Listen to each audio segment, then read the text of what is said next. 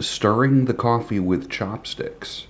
Using the vortex method, the only true way to optimize the taste of your coffee at the molecular level. Good morning. Welcome to the Daybreak Show. I am the Sultan. A few things we want to talk about this morning. First of all, Kevin Hart steps down. My response? Screw political correctness.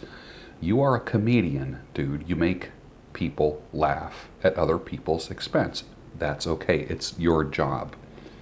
But it seems like a minority ruled this man's career. A minority of people who I'm not being judgmental about. What I'm being judgmental about is the power or the perceived power that a small group of people have over society, the Western world. They might have power in Hollywood, but they don't have power here. And if you agree with me, put a big hell yeah in the comments. I don't buy political correctness. But first, coffee. Never apologize. You know who you apologize to? Apologize to your wife. Apologize to your children. If you were an asshole, if you did something wrong, apologies are warranted. But if you have certain values that used to be considered virtuous, if you have values that used to be considered traditional, and they're now edgy, offensive, you need to be retrained. You're part of the patriarchy. You can't poke fun at anybody because of the sensitivity of a minority group of people. And when I say minority, I mean a small group of people. I'm not talking about minorities. I'm talking about a small group of people determining what other people do. Kind of like the government, right? If you're in the United States, that's the beauty of democracy. It's not a small group of people. You vote those people in. That's the beauty of democracy, is that you get a chance to speak up about your issues. If your issues are more about social engineering, may I just suggest that you are screwed up. I want roads without holes in them. I want bridges that can get me from one side to the other. I don't need my politicians, my representatives, wasting time on social justice BS. Not interested in that. You know where there's social justice? In your home. That's where social justice begins and ends. In the home. The same place as charity. When you have a loving home, that spreads outward when you go out into society. If you try to legislate niceness, you end up dividing. And I do believe that there are powers that are trying to divide. No more dividing. Don't be a sheep. Wake the hell up. And with that, we'll start. Got off the phone with Anthony Johnson last night. Had a nice business call with him. 2019 is going to be huge. There's going to be 3 events with the 21 organization that I'm very, very excited about. Bigger than ever. The attendance is going to be bigger than ever, and the impact is going to be bigger than ever. I'm going to put a link for my show, the 21 Report, down below. That's kind of it's information that you're going to benefit from, but it's also my quote-unquote acting reel, so to speak, where I show my chops, where I bring the best out of people.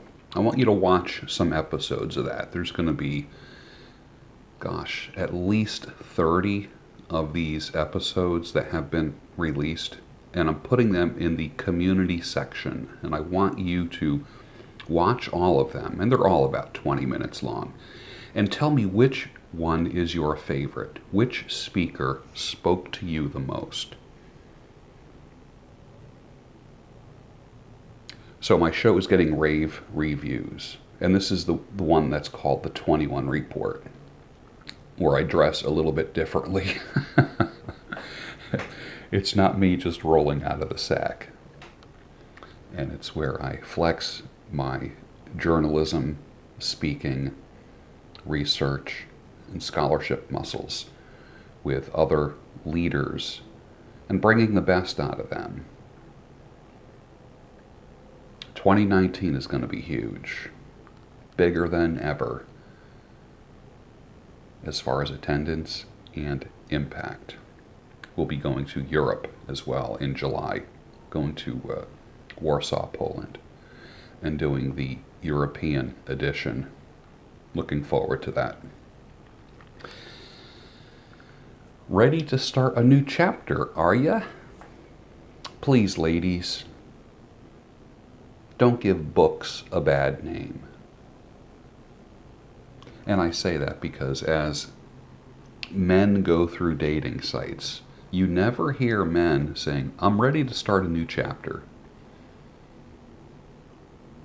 That's something that women say a lot of when it comes to dating. That means that she just smoked somebody, ready to start a new chapter. Those are the words of somebody who ended her family, who ended her marriage. She decided one day she didn't want to be married. She might have taken some shit, that's okay. If she was abused, rightfully so, then you don't need to be in an abusive relationship, ladies. That's ridiculous. But the bar of abusiveness has changed over the years. I remember seeing women's shelters where women had the shit kicked out of them and needed physical protection and there was security.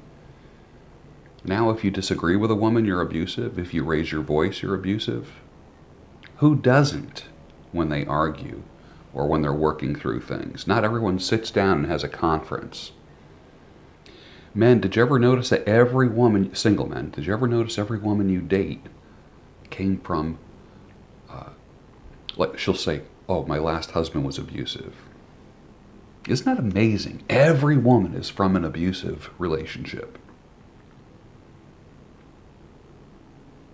Interesting, huh? How that works.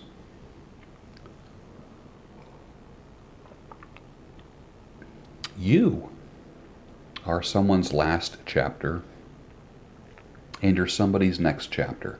Men, don't forget it. You're a chapter. When she's done writing that chapter, she's ready to start a new chapter. This is why men have to stop making women their life mission. She's part of your life, but she is not your life. I can say the same thing about women as well.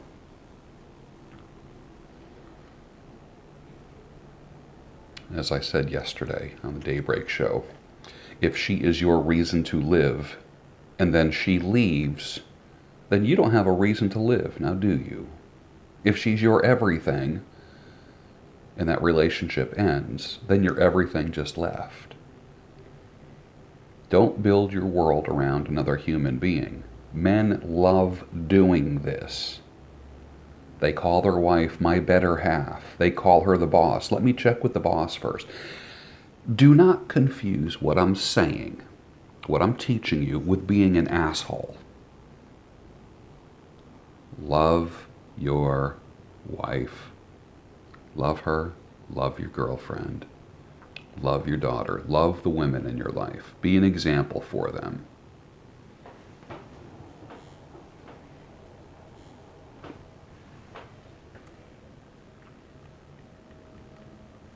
I'm going to put a link to my conversation with Dr. Robert Glover down below. I want you to watch that. He wrote the book called No More Mr. Nice Guy. We had a very deep conversation. I think you're going to like it. For those of you that have never seen me in action, for those of you that don't know me, I cut hair for a living. Men and women's hair. Mainly men right now. Specialize in grooming. That's what I do. That's like my day job.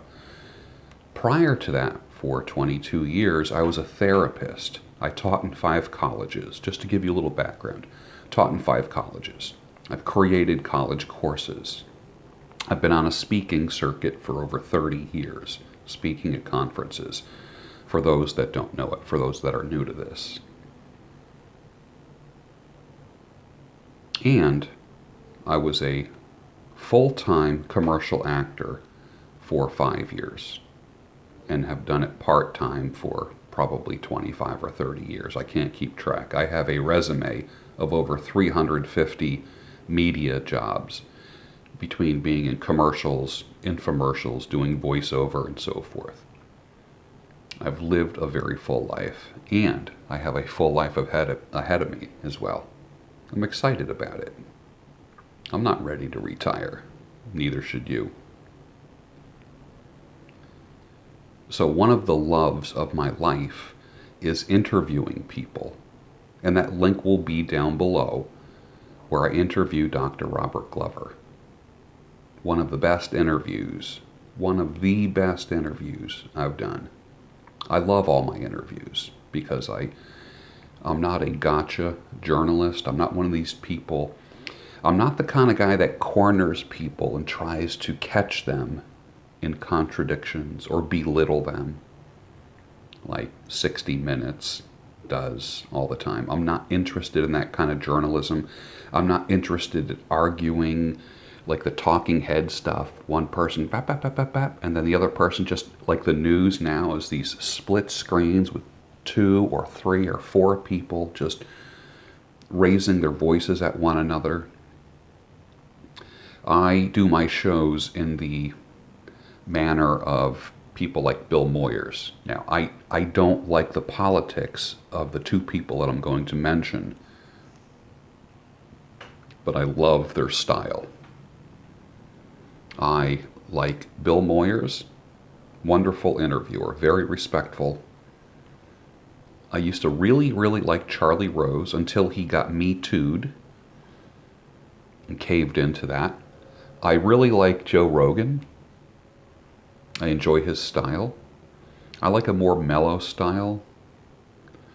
I grew up listening to talk radio, and I have a lot of friends that are in the business. I have a lot of friends that are in the commercial business, friends that are infomercial hosts, television shopping channel hosts. So I mix in those circles quite a bit.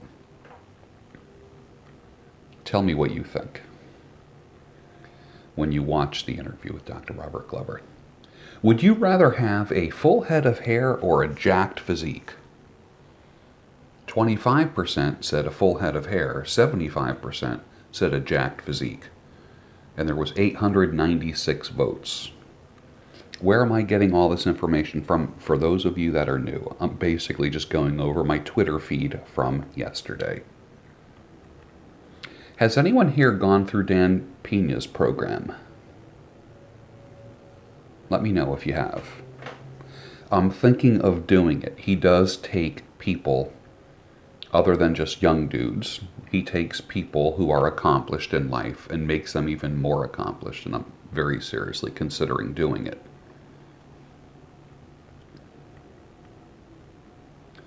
I know dudes that can deadlift hundreds of pounds but can't do 1 pull-up. Why do you think that is? Guys that are strong when it comes to iron, but they can't pull themselves up. My goal, my winter goal, first day of spring is March 20th. My goal is to be able to do 25 chin-ups, palms facing me. 25 or 25 pull-ups. That's my goal. And I haven't done that in years. So it'll be nice to get back to that and have a body that looks like that. That starts with weight loss for me. I could not lift my lard ass body up 2 months ago. I couldn't put my chin above a bar. I guess it was 3 months ago. Now the weight has flown off because I've gone mostly carnivore. I get my meat from ButcherBox. They are a partial sponsor of the Daybreak Show. I'll put a link for them down below, where you get meat delivered to your door, just like a magazine, every month. You choose what meat you want. I love it. PC users, what is your preferred browser, and please tell me why? 5% said Internet Explorer, 21% said Firefox, 74% said Chrome. Internet Explorer. Shame on Microsoft, honestly, for creating such an inferior product. It's almost as if like nothing works well with Internet Explorer. That just drives me crazy. Firefox I like, the new upgraded version. Chrome, I will say that Chrome, Google is spyware. Let's get real. It's pretty much spyware. But it's smooth. Dang it, it's smooth.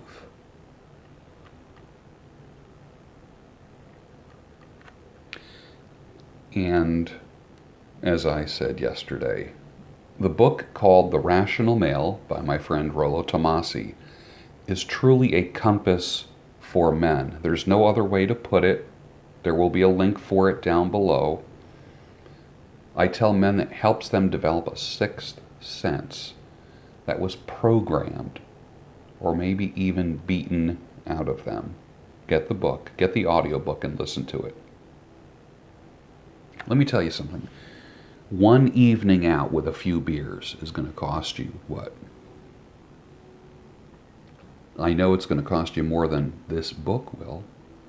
A date with a woman who's dating 8 other men is going to cost you 3 times, 4 times, 5 times more than this book. The cigarettes that you're smoking are costing you more than this book. Your divorce is going to cost you thousands of times more than this book. Get the book. Get the book.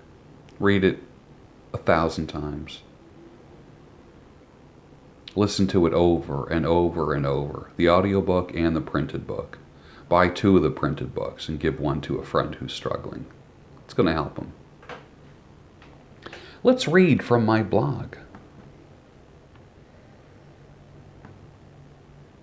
Something is wrong in Pennsylvania.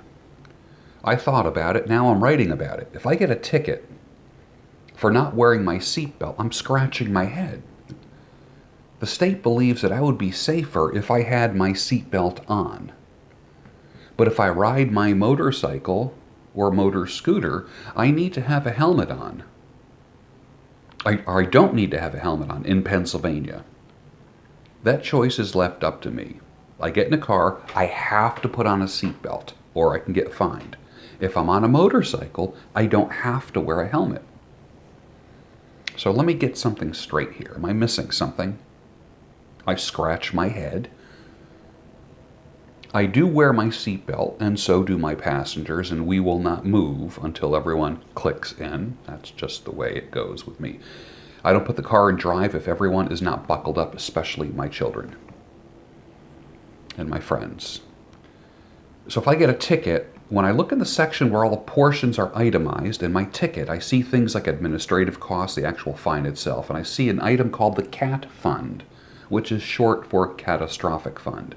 It helps those who are in accidents who suffer catastrophic medical injury, mainly traumatic brain injury, also known as TBI. Most of the TBIs that come into emergency rooms are from motorcycle accidents. Is it becoming clear now? The rest of us are paying for someone else's carelessness and poor choice. This is a form of socialism that already exists in our culture. Taxes are a form of it as well. But I don't have much of a problem with paying taxes because I like paved roads, paying taxes to a point, streetlights, parks, national security, local police, public schools, law enforcement.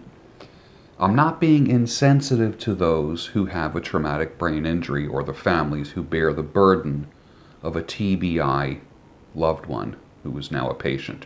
But wouldn't a helmet have prevented or minimized such an injury? And I don't want to hear a word from you helmet law freaks either. I've been a motorcyclist for 40 years myself. And for me, I don't know what the hell it is with everyone else. I think wearing a helmet is common sense. You wear your seatbelts when you drive, but when riding a motorcycle, you don't have to wear a helmet. You could be walking down the road or riding a bicycle and fall and hit your head and have a traumatic brain injury. But you don't have to wear a helmet while you're riding 60 miles an hour on a motorcycle in open air. Wear your seatbelts. Put on a helmet. You don't have to manifest the foolishness of Pennsylvania's stupid motor vehicle laws. Give me your thoughts on that. It's polarizing for some. I know. You like the freedom. I do too.